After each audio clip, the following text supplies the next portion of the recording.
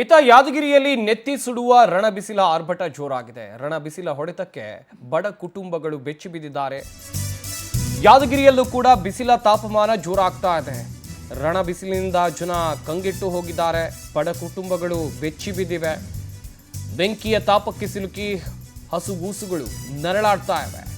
ಜೋಪಡಿಯಲ್ಲಿ ಮಗುವನ್ನ ಮಲಗಿಸೋಕೆ ತಾಯಿ ಪರದಾಡುವಂಥ ಪರಿಸ್ಥಿತಿ ಕೂಡ ನಿರ್ಮಾಣ ಆಗಿಬಿಟ್ಟಿದೆ. ಯಾದಗಿರಿ ನಗರದ ಹೊರವಲಯದ ಗಿರಿನಗರದಲ್ಲಿ ಈ ರೀತಿಯಾದಂಥ ತಾಪತ್ರಯ ಇದೆ.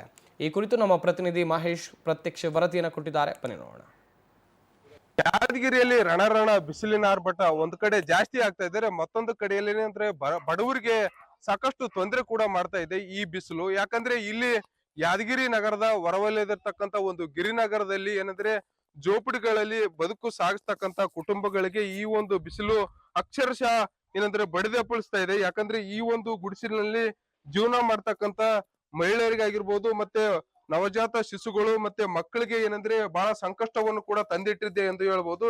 ಯಾಕಂದ್ರೆ ಈ ಮಕ್ಕಳು ಏನಂದ್ರೆ ಜೋಗಡದಲ್ಲಿ ಹಾಕಿದ್ದಾರೆ, ಆದ್ರೆ ಮಕ್ಕಳಿಗೆ ಹೀಟ್ ವೇವ್ ಹೊಡೆಯುವುದರಿಂದಾಗಿ ಏನಂದ್ರೆ ಬಿಸಿ ಗಾಳಿ ಬೀಸುವುದರಿಂದ ಮೊದಲೇ ಈ ಒಂದು ಶೆಡ್ ಆಗಿರೋದ್ರಿಂದ ಮಕ್ಕಳಿಗೆ ಏನಂದ್ರೆ ಅವರು ಪ್ರತಿನಿತ್ಯವೂ ಕೂಡ ಏನಂದ್ರೆ ಮಕ್ಕಳಿಗೆ ಏನಂದ್ರೆ ಒಂದು ಲೋಟವನ್ನ ಹಿಡಿದುಕೊಂಡು ಮಕ್ಕಳಿಗೆ ಆ ಒಂದು ಜೋಳಿಗೆಗೆ ನೀರು ಹೊಡಿತಾರೆ. ಅದೇ ಒಂದು ಕಾರಣಕ್ಕಾಗಿ ಮಕ್ಕಳು ಕೂಡ ಈಟಿನಿಂದ ಸ್ವಲ್ಪ ತಂಪಾದ ಗಾಳಿ ಬೀಸುತ್ತೆ, ಹಾಗಾಗಿ ಏನಂದ್ರೆ ಮಕ್ಕಳು ಕೂಡ ಮಲಗುತ್ತವೆ.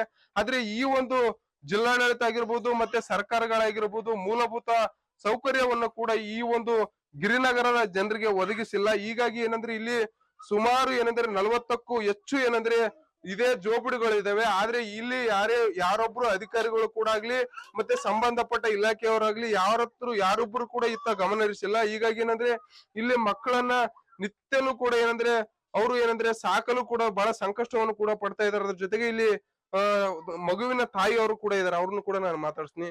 ಅಮ್ಮ, ಈಗ ಬೇಸಿಗೆ ಇದೆ, ಸಿಕ್ಕಾಪಟ್ಟೆ ಬಿಸಿಲು ಅಂತದ್ರಲ್ಲಿ ಮಕ್ಕಳನ್ನೆಲ್ಲ ಇಂತ ಜೋಪಡಿದಾಗ ಹೆಂಗ್ ಸಾಕ್ತಾ ಇದ್ರಿ? ಏನ್ ಮಾಡ್ಬೇಕ್ರಿ ಸರಿ, ಬಿಸಿಲಾದ್ರಿ ಇದು ಗುಡ್ಸಲಾದ್ರಿ ಮತ್ ತಣ್ಣೀರ್ ತಗೊಂಡ್ ಹಾಕ್ತಿವ್ರಿ. ಸ್ವಲ್ಪ ಹಂಗೆ ಕೂಸುಗಳು ಮಕ್ಕೊಂತಾವ್ರಿ ಅಷ್ಟೇ.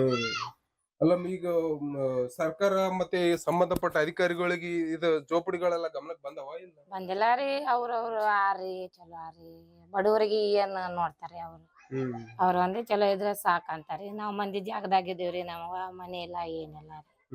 ಬಿಸಿಲಂದ್ರ ಜಾಸ್ತಿ ಆದ್ರಿ. ನಮ್ಮ ಮಕ್ಕಳಿಗೆ ಕುದಿಸಿ ಗುಳ್ಳಿ ಆತಾವ್ರಿ. ಎಲ್ಲಿ ಬೇಕು ಎಷ್ಟು ಹೋಗ್ತಿವ್ರಿ ತಿರ್ಗಾಡಕ್, ಅಷ್ಟೇ ತರ್ತೀವ್ರಿ, ಅಷ್ಟೇ ತಿಂತೀವ್ರಿ.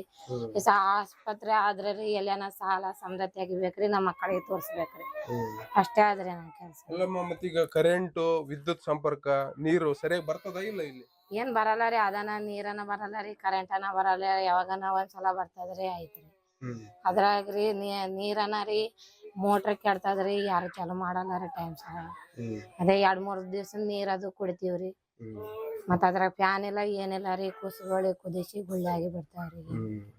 ಅಷ್ಟು ಏನನ್ ತಂಡು ತರ್ತೀವ್ರಿ, ಸರ್ಬತ್ ಕುಡಿಸ್ತೀವ್ರಿ. ಕೂಸುಗಳು ಬಾಳ ತೊಂದ್ರೆ ಆದ್ರಿ. ನಮ್ ಸರ್ಕಾರ ಏನನ ಮಾಡಿ ಕಟ್ತಿದ್ರೆ ಸಾಕು. ನೋಡಿದ್ರಲ್ಲ, ಇದು ಏನಂದ್ರೆ ಆ ಒಂದು ತಾಯಿ, ಮಗುವಿನ ತಾಯಿ ಹೇಳ್ತಕ್ಕಂಥದ್ದು ಏನಂದ್ರೆ ನಮ್ಗೆ ಸರ್ಕಾರಗಳು ಇದುವರೆಗೂ ಮೂಲಭೂತ ಸೌಕರ್ಯ ಕಲ್ಪಿಸಿಲ್ಲ. ಅದ್ರ ಜೊತೆಗೆ ಏನಂದ್ರೆ ಈಗ ಬೇಸಿಗೆ ಸಮಯ ಆಗಿರೋದ್ರಿಂದ ಏನಂದ್ರೆ ಮಕ್ಕಳು ಸರಿಯಾಗಿ ರಾತ್ರಿ ಆಗ್ಲಿ ಹಗಲಾಗ್ಲಿ ಮಧ್ಯಾಹ್ನ ಆಗ್ಲಿ ಯಾವತ್ತೂ ಕೂಡ ಮಕ್ಕಳು ಮಲಗ್ತಾ ಇಲ್ಲ. ಅದ್ರ ಜೊತೆಗೆ ಈ ಒಂದು ಟೀನ್ ಶೆಡ್ ಇರೋದ್ರಿಂದಾಗಿ ಏನಂದ್ರೆ ಇಲ್ಲಿ ಸಾಕಷ್ಟು 40 ಮನೆಗಳು ಏನಂದ್ರೆ 40 ಮನೆಗಳಲ್ಲಿ ಇರ್ತಕ್ಕಂತ ಗರ್ಭಿಣಿ ಬಾಣತಿಯರು ಮತ್ತೆ